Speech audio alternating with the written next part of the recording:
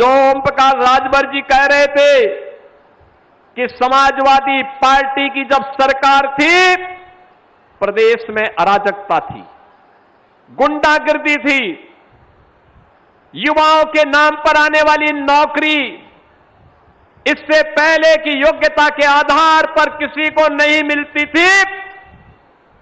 नौकरी का विज्ञापन निकलते ही भतीजा और चाचा की जोड़ी वसूली के लिए निकल पड़ती थी। वसूली के लिए भाई भतीजेवाद का बोलबाला नौकरियों में होता था। भाई भतीजेवाद के नाम पे डकैती पड़ती थी युवा के हक पर।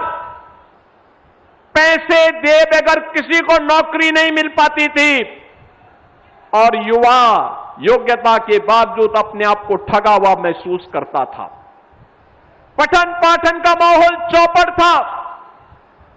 कानून व्यवस्था तहस-नहस हो चुकी थी। रोज दंगे, कभी सहारनपुर में दंगे, कभी मुजफ्फरनगर में दंगे, कभी मेरठ में दंगे, कभी मुरादाबाद में दंगे, कभी हापुड़ में दंगे, कभी अलीगढ़ में दंगे, कभी एटा में दंगे, कभी मथुरा में दंगे, कभी लखनऊ में, कभी कानपुर में, कभी प्रयागराज में।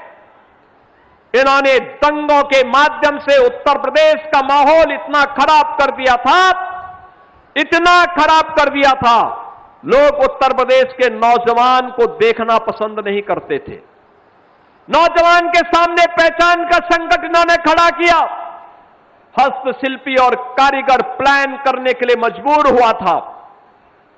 व्यापारी त्रस्त था।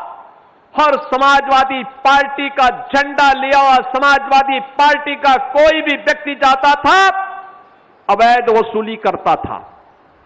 थानों में इनके कब्जे थे, तहसीलों में इनके कब्जे थे, गुंडागिर्दी की चरम थी और लोगों के मन में यह भाव आ गया था, जिस गाड़ी में सपा का झंडा समझो होगा उसमें कोई सपा का गुंडा।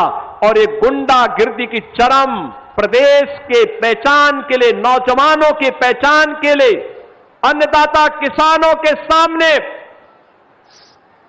यहां पर आत्महत्या करने के लिए उन्हें मजबूर करने की स्थिति हो गई थी। कारीगर प्लान कर रहा था।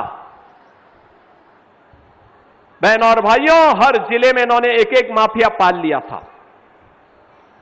कहीं बालू माफिया, कहीं भू माफिया, कहीं वन माफिया, कहीं पशु माफिया।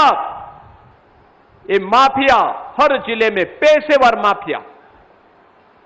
आप देखते होंगे इनके इतिहास को। वर्तमान पीढ़ी को बताइए किस प्रकार की अराजकता इन्होंने फैलाई हुई थी।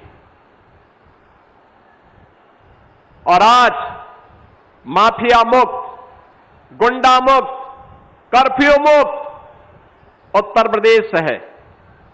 नौजवान के सामने पहचान का संकट नहीं, बल्कि नौजवान को नौकरी मिल रही है। 9 लाख से अधिक नौजवानों को हमने डंके की चोट पर सरकारी नौकरी दी है और हमने कहा है कि युवा के हितों के साथ अगर किसी ने खिलवाड़ किया तो उसके लिए जेल होगी और बाप दादों की कमाई को भी जब्त करके गरीबों में बांटने का काम कर देंगे।